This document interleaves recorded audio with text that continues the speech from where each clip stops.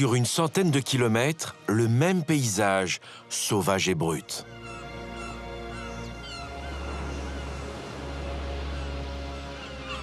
En dehors de la saison estivale, rares sont ceux qui s'aventurent dans ces étendues désertes.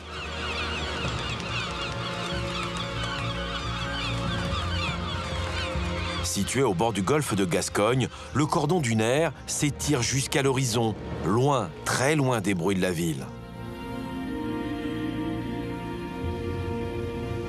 Nous sommes sur la Côte d'Argent. Ici, seul le courant du Chet parvient à se frayer un chemin jusqu'à l'océan. Classé en 1981, réserve naturelle, le cours d'eau longe la plus grande forêt de pins en Europe. Et devant, la dune, façonnée par l'homme pour se protéger des ouragans et des assauts des vagues. Dans ce joli coin de France, la nature, hélas, peut se déchaîner, surtout au cœur de l'hiver.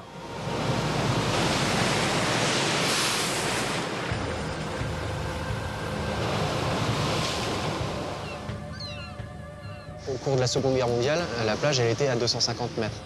Une érosion qui n'est pas prête de s'arrêter. D'ici quelques années, oui, le trait de côte pourrait reculer encore sur plusieurs dizaines de mètres. L'océan gagne du terrain et à l'intérieur des terres, les pluies diluviennes provoquent des inondations records. On va perdre 60-70% de la récolte, au moins. Des pertes importantes dans l'agriculture, mais dans la région, personne n'a oublié les ravages de la tempête Klaus en 2009.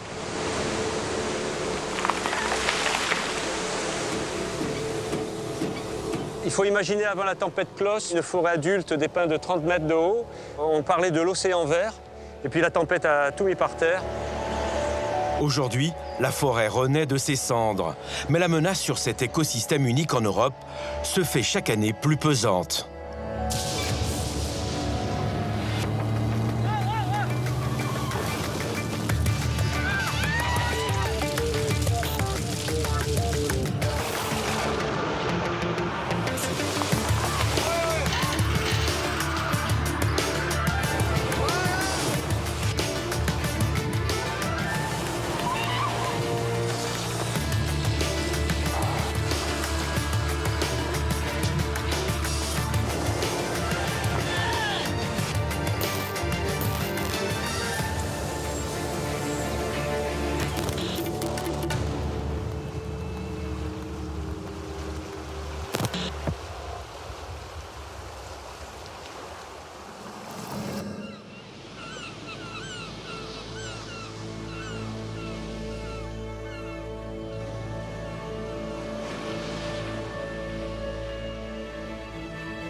À 60 km au sud de Bordeaux, le bassin d'Arcachon.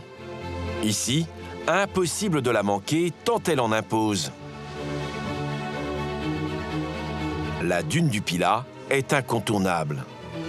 C'est après la baie du Mont-Saint-Michel, le patrimoine naturel le plus visité de France. Juste derrière la dune, le camping des Flots Bleus. Déjà un petit air de vacances. Pour Franck Couder, c'est la dernière ligne droite avant l'ouverture au public. Ils arrivent vraiment. Ah, les matelas, quoi. Ah non, s'inquiétez pas, non ouais, c'est très bien, les gars. Saison après saison, Franck réduit les commandes de matelas. Pourtant, les clients ne manquent pas, surtout après le carton du film Camping et ses 5 millions d'entrées. Mais le décor change à vue d'œil et à moyen terme, du camping, il ne pourrait rester que le nom à l'entrée. Donc là, on emprunte une route qui faisait à l'époque une bonne centaine de mètres. Et vous allez voir qu'aujourd'hui, c'est totalement différent. Ben là, on voit le sanitaire 2 qui est en train d'être grignoté, ainsi que les arbres derrière. Voilà. C'est le mouvement de la dune. Mouvement perpétuel. Ce camping 3 étoiles a été créé en 1966. Son succès, il le doit à la dune, cette merveille de la nature, au visage multiple. Ce que disait un des anciens propriétaires, je crois bien, c'est que elle nous donne à manger, mais en même temps, elle nous mange. Voilà. Il nous grignote chaque année quelques mètres de terrain et puis de camping, donc voilà. C'est un monstre. Fataliste, Franck sait qu'il est inutile et vain de se battre contre ce monstre. Il y a toute cette partie-là où le mur commence donc à faire le ventre et puis à rentrer vers l'intérieur du sanitaire. Ça retient rien du tout, on voit bien les arbres. Ils se couchent même pas, ils se font avaler tranquillement. L'hiver, il y a beaucoup de vent, donc le sable du Mont d'Arguin vient et puis la dune bouge beaucoup. Et quand souffle le vent du large, rien n'arrête le sable qui engloutit des emplacements pour les bungalows, mais plus surprenant encore, une piscine. On a des éléments de preuve, puisque je vous ai amené des cartes postales, où on voit effectivement la piscine ici. Sur celle-ci, en fait, on voit la dune et on voit la piscine. On voit bien, hein. Et la dune ici. Ouais, donc la dune, elle progresse donc vers la route, et elle doit être à peu près ici. Donc ça a dû grignoter à peu près 40%, je pense, du camping. Et ce n'est pas fini, loin de là. Cette route, elle allait tout droit. Il y avait un virage à gauche au bout. Et de part et d'autre, en fait, il y avait des emplacements. Et on voit bien que la dune, en fait, elle a grignoté la route. Et donc, on ne peut plus descendre par là. Donc, on voit bien, là, avec l'avancée, que là, on a un emplacement camping-car qui va être condamné d'ici 2-3 ans. Et puis après, ainsi de suite. Celui-ci, et puis voilà. Et après, la route, on ne pourra plus passer par là. Donc nous, il faut qu'on trouve des solutions pour continuer à exploiter de façon efficace, mais de façon aussi à respecter l'environnement. Voilà.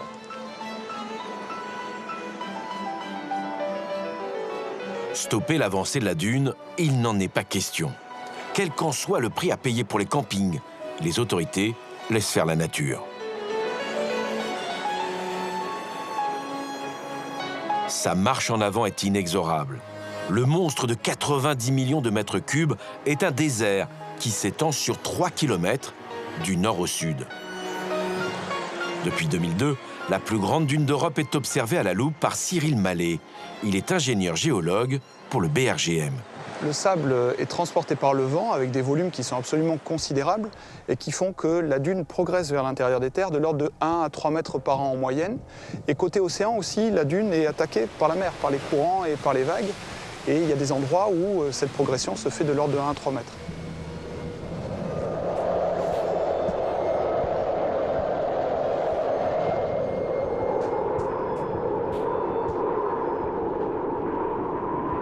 Lorsque le vent souffle, des rafales jusqu'à 140 km/h sont enregistrées au sommet.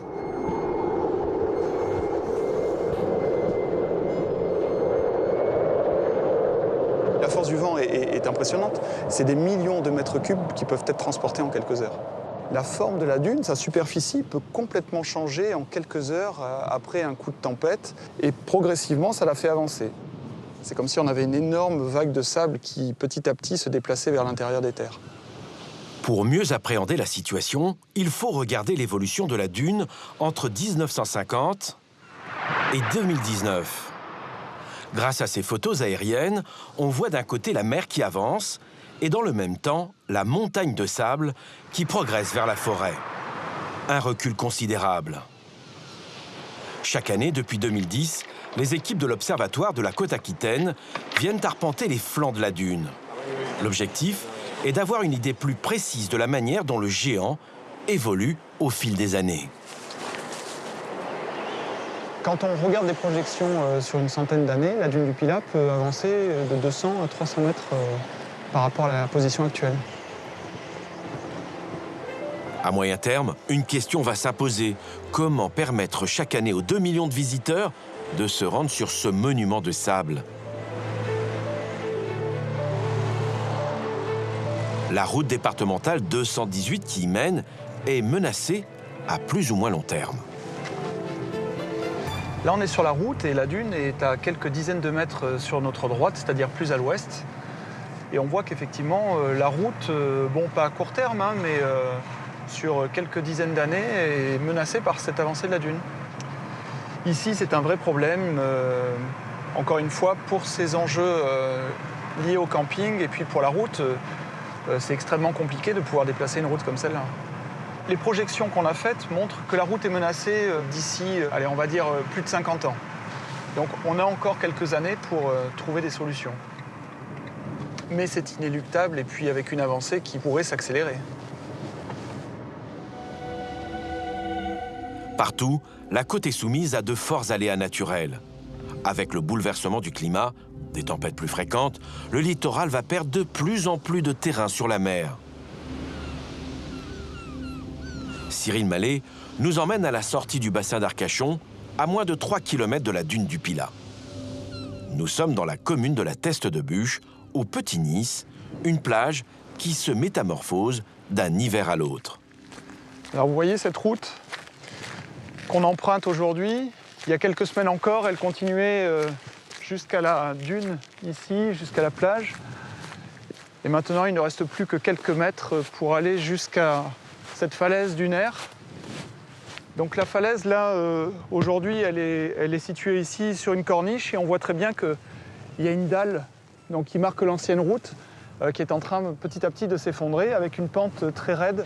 Et puis, il faut imaginer que le paysage derrière faisait encore une cinquantaine de mètres plus à l'ouest. En 4 ou 5 ans, on a perdu plus de 50 mètres et pendant les grandes tempêtes, on a pu avoir des reculs de l'ordre de 10 mètres en quelques événements de marée. Nous étions là il y a quelques mois. Les images montrent ici une route asphaltée, un chemin piétonnier et une rangée de pins. Aujourd'hui, tout a disparu, ou presque.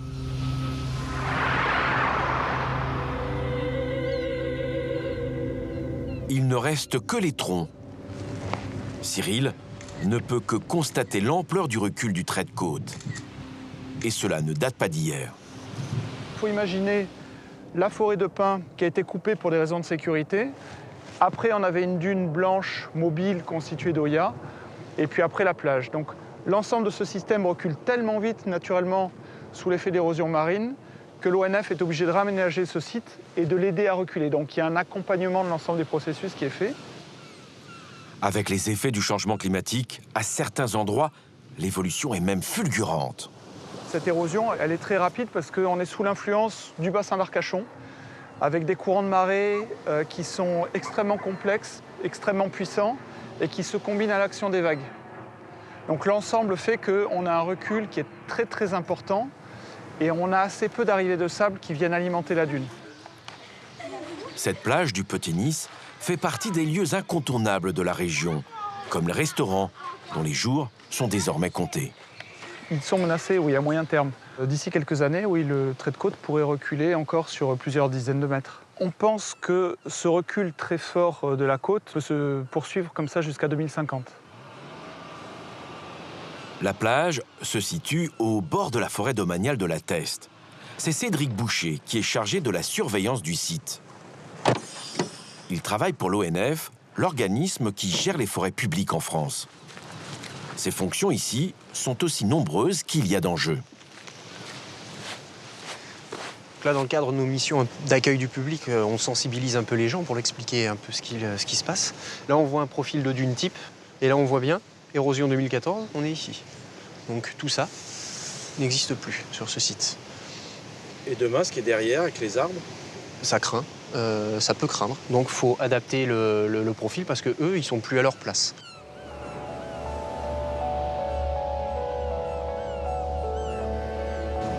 En poste depuis 2011, Cédric ne cesse avec ses équipes de réaménager les lieux. Pour lui, le symbole du recul, c'est ce bâtiment.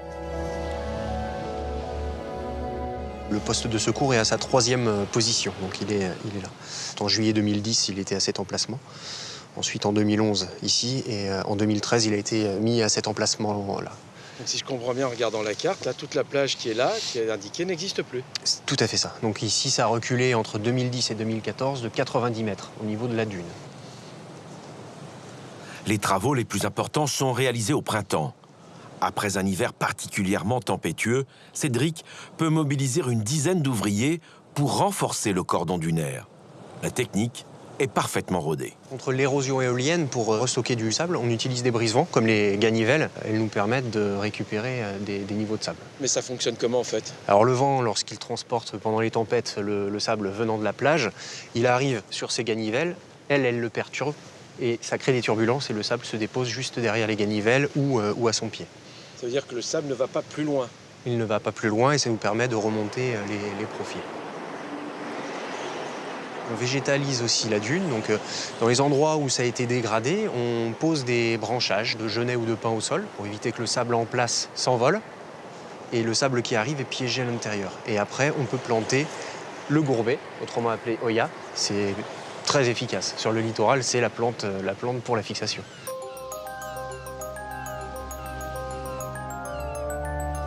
Nous partons plus au sud.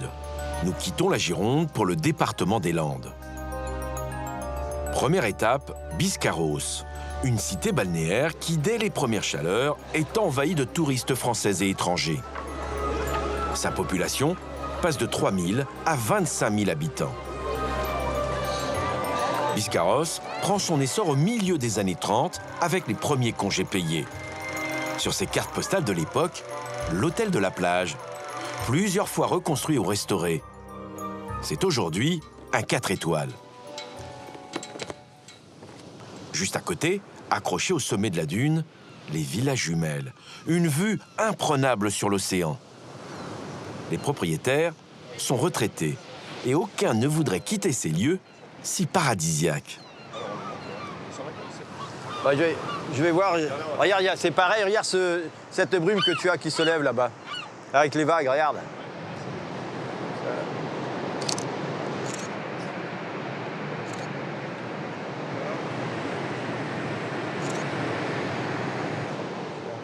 De long, là, de ce côté-là. Là, on se régale. On a des amis qui viennent souvent. Les photos, on se les envoie par Internet. C'est jamais les mêmes. C'est tous les jours, toutes les minutes. Il y a un changement qui se fait, le soleil, les nuages. C'est magnifique.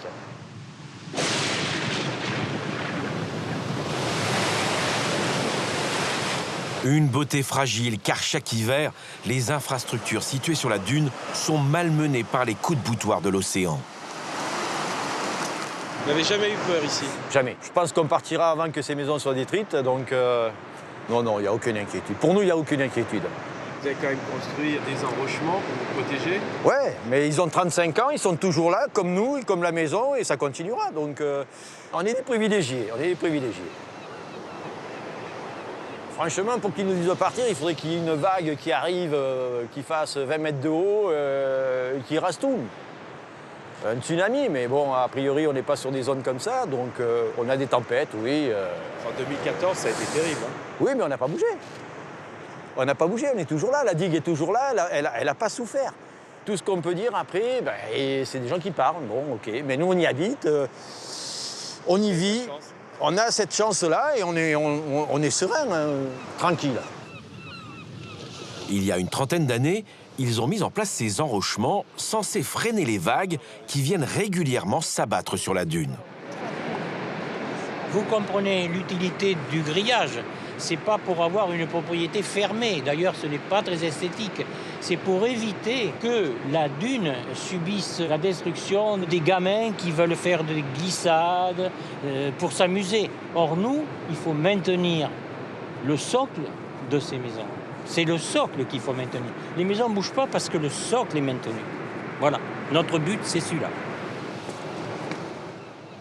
Maintenir à tout prix ces enrochements pour que le cordon dunaire résiste aux vagues et aux déferlantes qui sapent la base de la dune.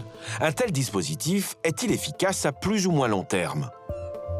Nous retrouvons Cyril Mallet. Dans le cadre de l'Observatoire de la côte aquitaine, ces lieux sont sous haute surveillance, surtout après les violentes tempêtes de l'hiver 2014. Alors ce blocos, avant, il faut imaginer qu'il était au même endroit, mais 15 mètres plus haut, c'est-à-dire sur le sommet des dunes, au même niveau que la maison derrière. Donc ce blocos, c'est un très bon marqueur de l'érosion marine. C'est ce qu'on voit sur certaines photos qui sont prises après des tempêtes.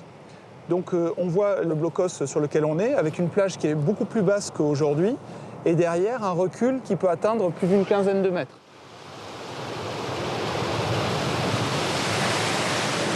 La mobilité de la côte est un phénomène naturel. Mais depuis quelques années, l'érosion s'accélère. Un mouvement qui n'est pas près de s'arrêter. Alors aujourd'hui, la position du trait de côte actuel se situe à peu près ici au pied des enrochements. Et quand on regarde l'évolution passée du trait de côte et qu'on fait des projections dans le futur, on voit qu'effectivement, à 50 ans ou à 100 ans, le trait de côte pourrait atteindre les parkings qui sont en retrait derrière la dune. Les villas jumelles, l'hôtel de la plage et d'autres bâtiments sont directement menacés. Si on ne fait rien, effectivement, plus d'hôtel de la plage. Mais rien ne dit qu'on ne fera rien. Il y a des stratégies qui sont en place justement pour essayer de pouvoir s'adapter et puis d'accompagner ces processus naturels. Alain Dudon, le maire de Biscarrosse, surveille attentivement l'évolution de la dune. Il est parfaitement conscient que la situation peut dégénérer. Par rapport à ce qui peut se passer dans 2 ou 3 décennies, qu'est-ce qu'on fait aujourd'hui? Et donc les points vulnérables aujourd'hui, ce sont les 2 édifices qui sont sur la dune. Ce sont des vraies questions, mais on ne se sent pas avec une pression du temps, tant que l'océan et les phénomènes naturels sont, je dirais, dans la ligne moyenne. Si on doit vivre 2014 tous les hivers, c'est sûr qu'on va s'inquiéter beaucoup plus. La nature a pris tout le monde de court, jusqu'au maire, qui en juin 2019 prend un arrêté d'expulsion pour les propriétaires de l'aile nord des villas jumelles. Péril imminent. La terrasse de l'hôtel est interdite d'accès. Depuis 1996, les équipes de l'Observatoire de la côte aquitaine passent au crible le moindre kilomètre de plage. Il y a les villages où la mer ne progresse pas, comme ici, à Saint-Giron-Plage. Les dizaines de villas construites sur le cordon dunaire ne sont absolument pas menacées. Mais la côte landaise n'est pas épargnée par l'érosion littorale. C'est le cas à Ondres-Plage. Nous sommes à 50 km au sud de Biscarrosse. Plusieurs restaurants sont les pieds dans l'eau et en cuisine, c'est déjà le coup de feu.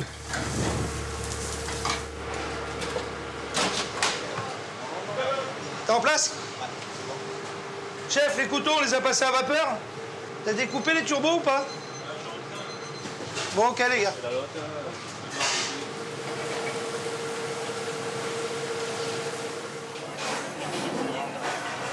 Stéphane est le propriétaire de la plancha du pêcheur.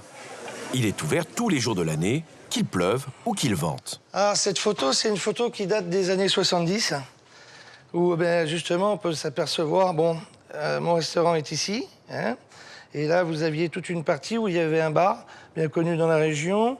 Vous aviez tout un espace jeu pour les enfants. Et malheureusement, dans les années 80, la mer a avancé et tout a disparu entièrement, tout a été avalé. Voilà. Votre restaurant est où exactement? Le restaurant se trouve ici. Voilà, toute cette partie-là, c'est le restaurant. On voit la dune qui est juste devant. Et aujourd'hui, voilà, on a juste la mer qui est là. 40 ans, vous pensez que ça va durer encore? Écoutez, la meilleure des réponses, vous l'avez devant vous. La mer est juste à nos pieds. Enfin, pas encore. La dune est juste devant, qui nous protège. Et on a tout le côté sauvage qui est sur le côté. Voilà, avec les belles montagnes du Pays Basque. Et donc, vous pensez rester ici longtemps? Le plus longtemps que je pourrai. En reprenant cette affaire, Stéphane a investi près de 3 millions d'euros. Toutes ses économies et un emprunt en cours à la banque. Et il n'y en a plus beaucoup des endroits comme ça. Aucune construction est possible, ni à droite, ni à gauche. C'est du bonheur. Les gens, quand ils viennent sur Ondres, ont l'impression de passer une journée de vacances en venant au restaurant. Pourtant, le paradis peut se transformer en enfer, comme lors du passage de la tempête, le 30 janvier 2014. Depuis, l'escalier endommagé a été restauré. Les pieds la descendent à peu près à plus d'1 mètre. Donc, vous voyez, on a regagné au moins, au minimum, 1 mètre, 1 mètre 50.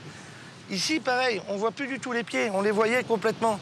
Ce qui prouve juste que le sable est revenu. Maintenant, c'est la dune qui est importante pour nous.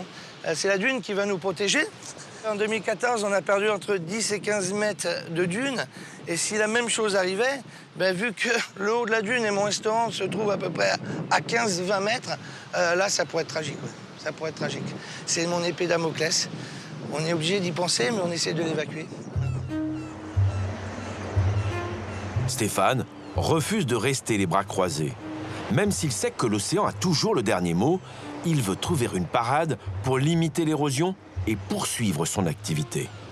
Mais moi, pour atténuer l'impact, ça serait de planter des grands pieux en bois tout le long de la dune, et après de mettre des grillages pour que le sable qui va revenir avec le vent puisse rester sur la dune et reconstruire la dune. Je crois que c'est la meilleure des choses, c'est la plus écologique, parce que malheureusement, un enrochement ne ferait que creuser en plus sur les côtés, et ça serait encore plus dévastateur.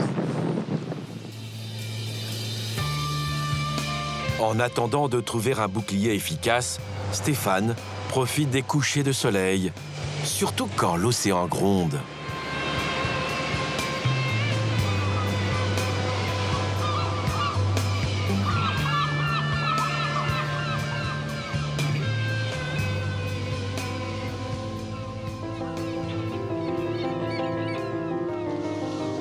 Mais des solutions existent.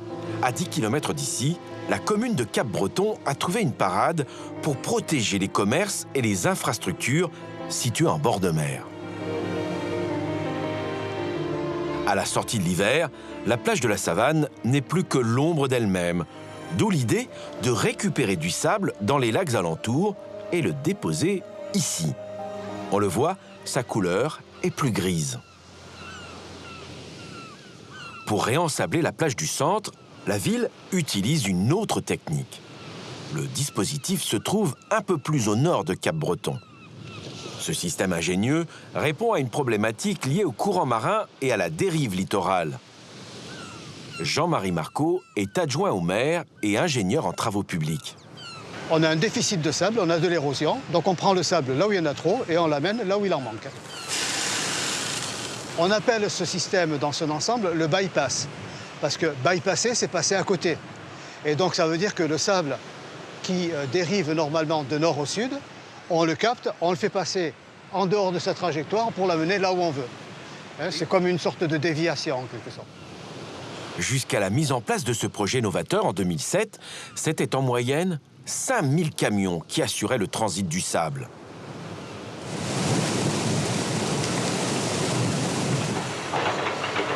L'opération démarre au milieu du printemps. Tout doit être prêt pour accueillir les premiers touristes en juin. Alors le mélange d'eau et de sable arrive ici, le sable se dépose et avec cette pelle on le récupère pour ensuite l'étaler de façon à remonter le niveau des plages qui sera attaqué l'hiver prochain par les tempêtes et ce matelas va sauvegarder les protections de la ville. Partout, sur le front de mer, la ville a installé des bornes d'information et de sensibilisation aux effets du changement climatique. Des outils où l'on justifie les choix du bypass, un choix pour Jean-Marie Marcot, éco-responsable. Eh bien, on avait le choix entre faire des murs et lutter contre la mer, ça coûte très cher, et accompagner les mouvements naturels, c'est-à-dire aider le sable à se déplacer. C'est ce qu'on a choisi, c'est facile à faire, ça coûte pas très cher, et sur le plan de l'environnement, eh bien, c'est sans conséquences nuisibles. Pas très cher, c'est 300 000 € quand même. Oui, mais les biens que l'on protège grâce à ces apports de sable rapportent à la collectivité publique 10 millions d'euros par an. Donc pour nous, il n'y a pas eu beaucoup d'hésitation.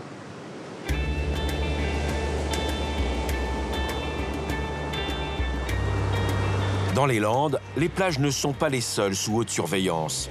L'autre richesse du département, ce sont les pins maritimes. 1 million d'hectares de forêt, soit près de 100 fois la superficie d'une ville comme Paris. La plus grande plantation artificielle de pins en Europe a été créée au 19e siècle pour fixer les dunes et assécher les marécages et permettre ainsi à l'homme de s'y installer. Mais ces pins maritimes sont soumis à de multiples fléaux. Nous partons vers Mont-de-Marsan. Les pompiers des Landes sont en première ligne.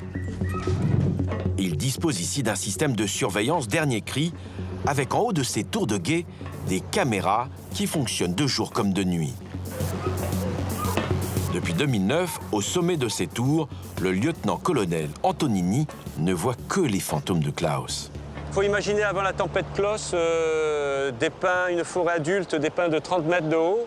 On parlait de l'océan vert, et puis la tempête a tout mis par terre.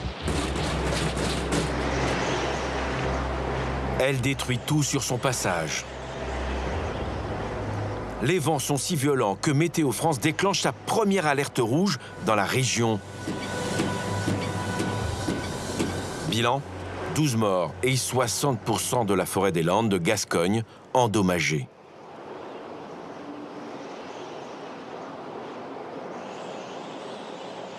Et là, depuis 10 ans, on voit le reboisement à l'œuvre, on voit la forêt qui se reconstitue, les parcelles qui ont été replantées. On sait que ça va prendre 30 ans pour retrouver la forêt telle qu'elle était. L'ouragan a laissé une énorme saignée, une cicatrice qu'il a fallu panser.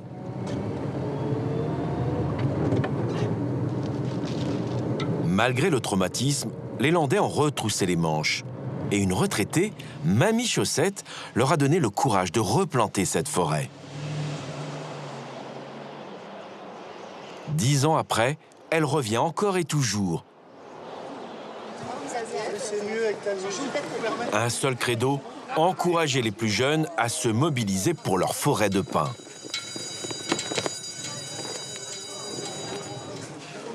Ce jour-là, elle démarre sa tournée par le collège Haroun Taziev. Ces jeunes sont dans une filière qui prépare au métier du bois. Bonjour. Bon, c'est Mamie Chaussette qui vient vous voir depuis Dijon. Je ne sais pas si on vous a parlé qui nous étions. Non? Je suis célèbre, vous vous rendez pas compte? Mince, alors je suis fortement déçue, là. Eh bien, on m'appelle Mamie Chaussette. Un drôle de nom pour une drôle de dame. Mamie Chaussette parce qu'au départ, je n'avais pas tirelire. Pour planter des arbres, il faut des sous. Une chaussette comme un bas de laine qui se remplit et qui permet d'acheter des plants de pin. Des milliers d'euros pour un bois très précieux. Et dans le pin des Landes, tout est bon. C'est comme le cochon.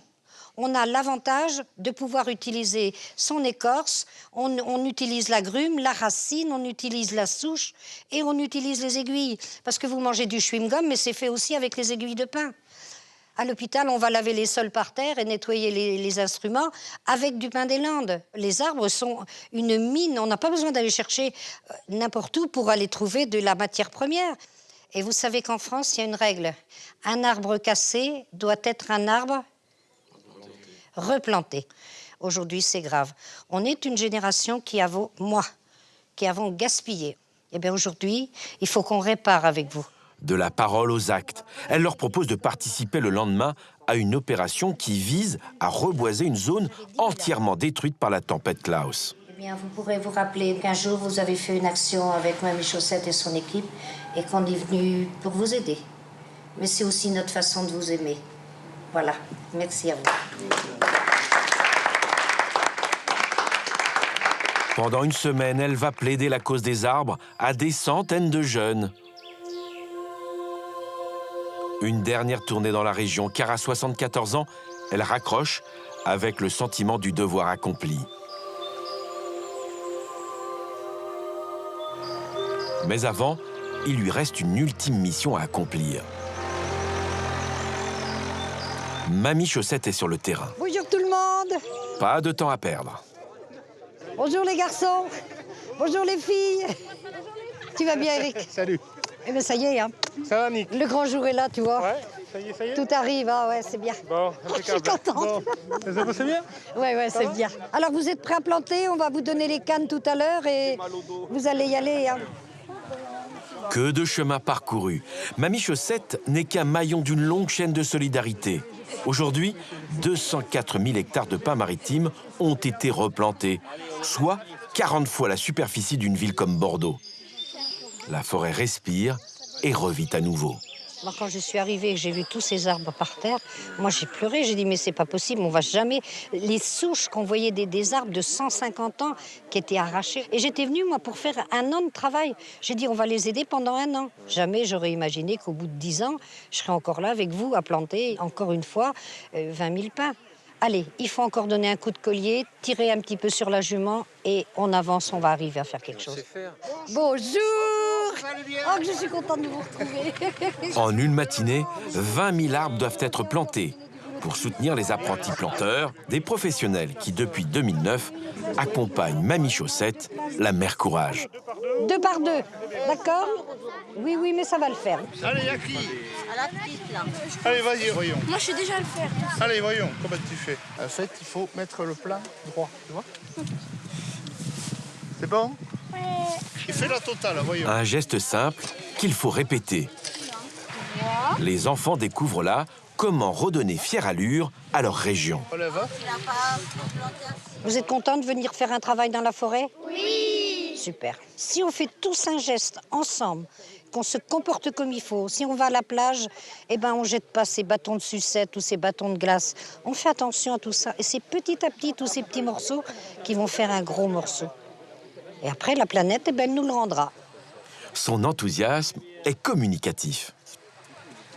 Qu'est-ce que vous avez retenu le plus? Que les arbres, ils étaient indispensables à notre survie.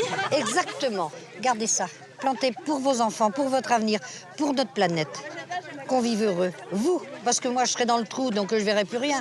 Mais vous, protégez-vous. Waouh, 2 camions! Dans le cadre de cette journée de sensibilisation, Mamie Chaussette a tenu à associer les soldats du feu. Car les colères du ciel ne sont pas les seules menaces qui pèsent sur la forêt. Oui. Alicia. Pour les pompiers des Landes, difficile d'oublier l'incendie de 1949. Malgré les premiers efforts, le terrible fléau a trouvé un aliment facile dans le feutrage du sol, couvert d'aiguilles de pin, de molinies, d'écorce. 82 sauveteurs périssent dans les flammes. En 1949, il faut imaginer donc des feux qui duraient plusieurs jours, qui obscurcissaient le ciel, et en face de lesquels on n'avait quasiment pas de moyens. Donc le seul moyen de lutter, c'était le contre-feu. C'était d'allumer dans l'axe du feu pour que le feu tue le feu. Le vent se lève, les flammes viennent lécher les sommets des pins. Les pignes enflammées éclatent et portent l'incendie à des centaines de mètres. Depuis, les pompiers des Landes développent des techniques qui leur sont propres, des leçons tirées du drame de 1949. Aujourd'hui, on a un réseau de pistes pour accéder au départ de feu le plus rapidement possible. On a des points d'eau au cœur du massif, on a ce réseau de détection, on a des moyens mécanisés. Donc aujourd'hui, on a une capacité d'action sur les départs de feu. Les pompiers, j'écoute. À Mont-de-Marsan, au quartier général des services de secours, on garde un œil sur les caméras de surveillance disséminées sur tout le territoire. 7 jours sur 7 et 24 heures sur 24. Pour être efficaces, les sapeurs-pompiers doivent être réactifs. À n'importe quel moment, la forêt de pins peut s'embraser. Départ feu de forêt. Allez, habillez-vous, habillez-vous, habillez-vous. Tenue complète. Casque, cagoule, textile. Il faut faire vite.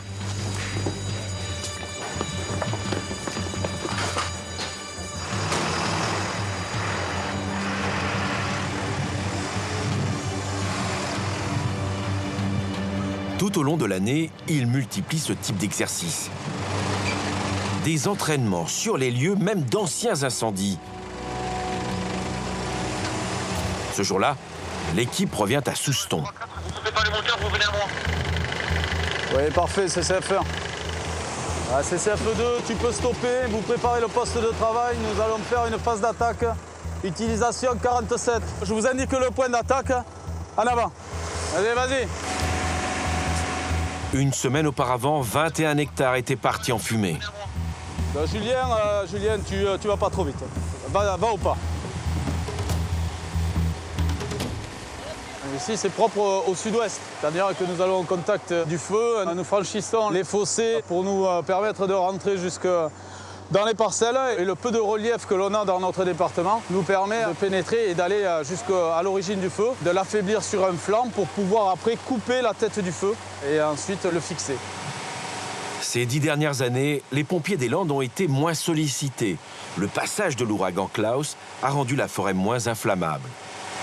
Répit de courte durée, car avec la forêt qui reprend des couleurs, le risque augmente.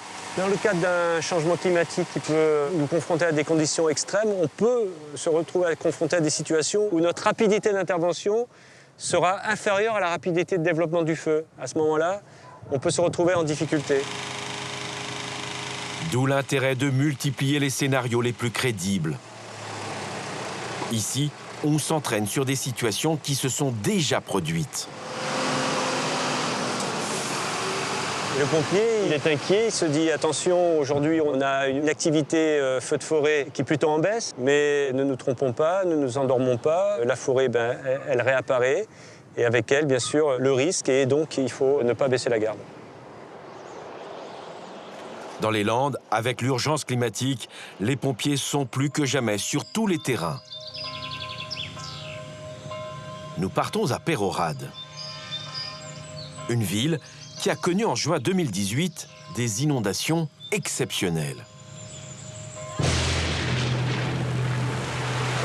Des pluies diluviennes, le Gave qui déborde, les secours sont sollicités de toutes parts, les appels affluent.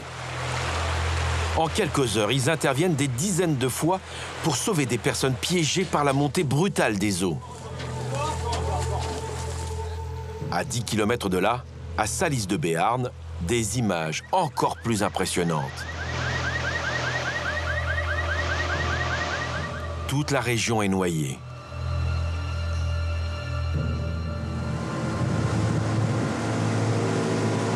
Pour les pompiers, la situation ne peut qu'empirer. Ils doivent donc mieux préparer leurs hommes à ce genre d'intervention. Pour cette formation intensive, ils ne lésinent pas sur les moyens. Votre mission, les gars! On recherche des personnes suite aux inondations qui ont été isolées. On a une information, c'est qu'il y a des personnes qui étaient sur les petites embarcations dans le port. Donc il va y avoir une embarcation qui va remonter ici, faire sa reconnaissance de berge. Ce jour-là, 2 officiers expérimentés forment une quinzaine de volontaires. Donc vous appliquez tout ce que l'on a vu depuis 3 jours, ok? C'est parti! L'exercice est largement inspiré des dernières inondations de 2018. Puisqu'on est en formation, on utilise beaucoup d'embarcations. Dans la réalité, on va travailler sur ce genre de cas avec 1-2 embarcations, plus du personnel à pied, des sauveteurs de surface. Ça peut être des plongeurs qui viennent d'autres départements en renfort. Donc là, nous, aujourd'hui, on n'a pas de courant, on n'a pas de vent, on n'est pas en cadre d'inondation. Mais le site est exactement celui qui nous a posé un certain nombre de problèmes. Donc là, on refait une simulation d'une intervention qui s'est réellement passée. L'idée est d'habituer les pompiers à agir le plus vite possible et de manière coordonnée. L'eau est arrivée derrière les arbres que vous voyez. Elle est passée par derrière la route qui est juste derrière. Donc ça fait une hauteur d'eau quand même qui monte de 3 à 4 mètres facilement. Avec une submersion des digues, ça a débordé sur l'ensemble, plus dans les champs de kiwis. Et tous les accès routiers ont été bloqués. Limiter le stress lors de secours réels, voici l'un des objectifs de cette formation. Y a quelqu'un? Ah, à bâbord. Vas-y, avance à bâbord. On arrive, monsieur. Il est là, à bâbord. Vas-y, ralentis. J'ai froid, vite. On va vous récupérer, vous inquiétez pas. Donnez-moi la main. Venez. J'ai peur. Voilà. C'est bon, on vous tire. Allez, monsieur, on est là. Avancez. On va vous mettre la sangle sous le bras, voilà. C'est l'un des sous-officiers formateurs qui joue la victime. 2, 3. On lui met son gilet. Hop. Tiens, vas-y, va prendre le gilet. Ça fait combien de temps que vous étiez dans l'eau? Je sais pas, trop longtemps. Ok, je vais passer le message.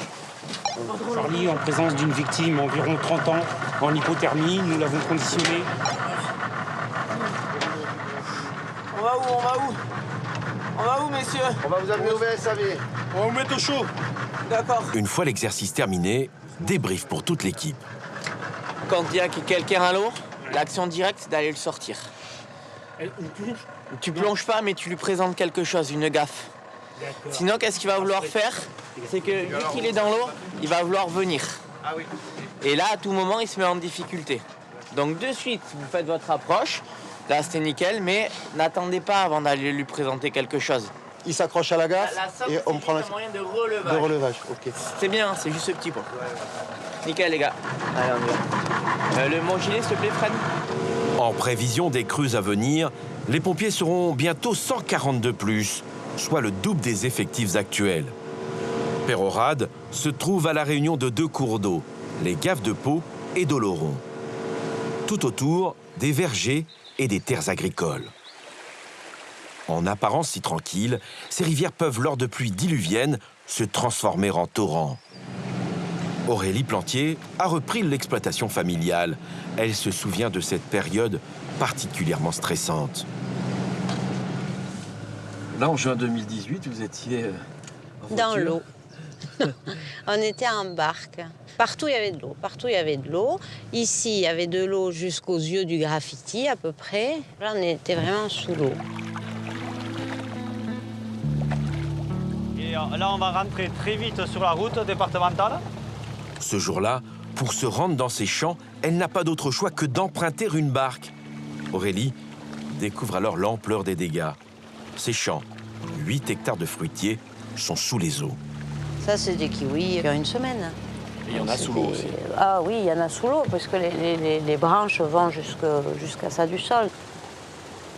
L'eau menace la racine des arbres et risque de compromettre la prochaine récolte. On va perdre 60-70% de la récolte, au moins, mais je ne sais pas, on ne sait pas trop, ça n'est jamais arrivé, donc on ne sait pas trop. Mais bon, là, je ne vais pas pouvoir garder les salariés, vu la récolte qui s'annonce. Aurélie prend de plein fouet le changement climatique en cours. En 2014, quand elle reprend cette exploitation, elle était loin d'imaginer de telles catastrophes. Mon père me racontait, en 30 ans, il y a eu une inondation. Là depuis 2015, moi, j'ai eu les kiwis 2 fois entièrement dans l'eau. Il y a eu 2 grosses inondations. Les fréquences se rapprochent, que ça soit inondé tous les 30 ans. Bon, ben voilà, c'est le jeu, mais si fréquemment, on se pose des questions. Finalement, elle perd les 2/3 de sa production. Depuis la dernière crue, elle est plus souvent au chevet de ses arbres. Un travail sans relâche pour limiter la casse. Mais elle sait que les années qui viennent seront moins prometteuses. C'est compliqué. C'est compliqué. Par exemple, là, il y a 15 jours d'avance sur les sorties. Les bourgeons, normalement, là, ils sont 15 jours en avance. Donc, la semaine prochaine, ils annoncent froid. Il va falloir qu'on mette l'antigel en route, c'est-à-dire qu'on arrose. Et oui, ça fait du travail en plus, des risques en plus. Et bon, voilà.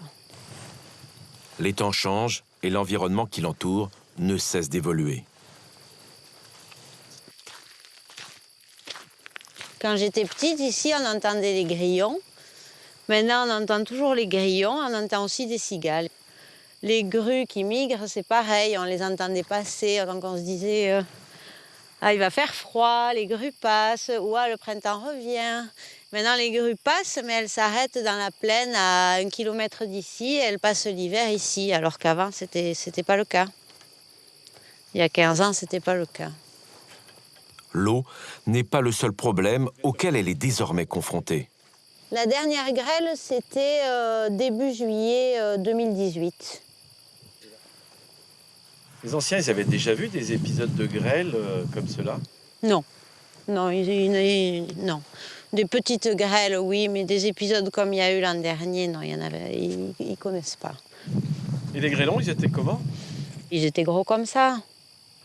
L'impact sur les fruits, c'est beaucoup de fruits qui tombent à cause des grêlons et des fruits très marqués avec des grosses taches noires, voire des trous noirs. Voilà, j'en ai quelques-uns là de la récolte dernière. Ça fait des gros impacts comme ça. Donc ça, c'est évidemment pas commercialisable. J'ai des collègues qui ont été découragés, qui abandonnent carrément. Quand je suis venue en barque, là, que j'ai vu ça, je me suis dit, mais comment le verger va réagir? Si ça arrive tous les ans, les arbres ne vont pas tenir. Donc, qu'est-ce qu'on fait? Est-ce qu'on investit alors qu'il y a ce risque-là? Oui, c'est décourageant, oui, c'est décourageant. Mais j'ai pas envie d'arrêter. Voilà.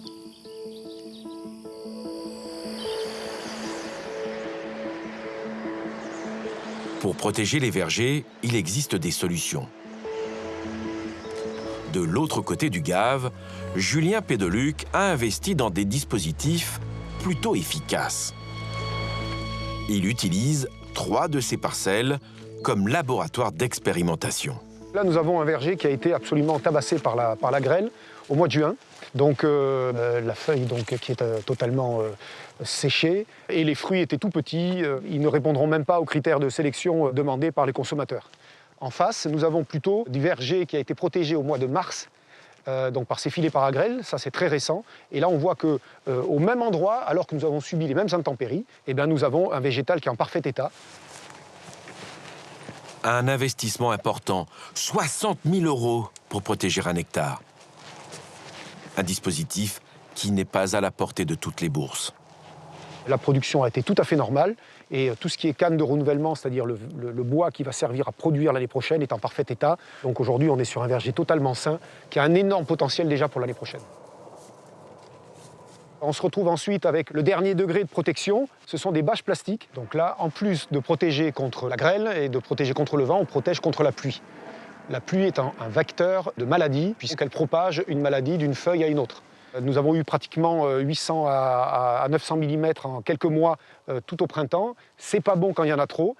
Cette bâche est en train de protéger donc, le végétal de ça. Cette protection coûte 60 000 € de plus. Par contre, il y a quelque chose qu'on ne maîtrise pas, c'est évidemment les inondations. Ça, c'est pas de notre domaine. Nous sommes à une dizaine de mètres du gave, donc en effet, quand il déborde, alors jusqu'à maintenant, c'était relativement rare. Là, c'est en train de se répéter depuis quelques années. Comment lutter contre les crues à répétition? Pour les maraîchers, seul l'État peut financer une parade efficace en renforçant toutes les berges. Mais face à l'urgence climatique, la facture pour protéger les terres agricoles ici et dans le reste de la France sera astronomique. Il faudra sûrement relocaliser à terme les exploitations les plus vulnérables.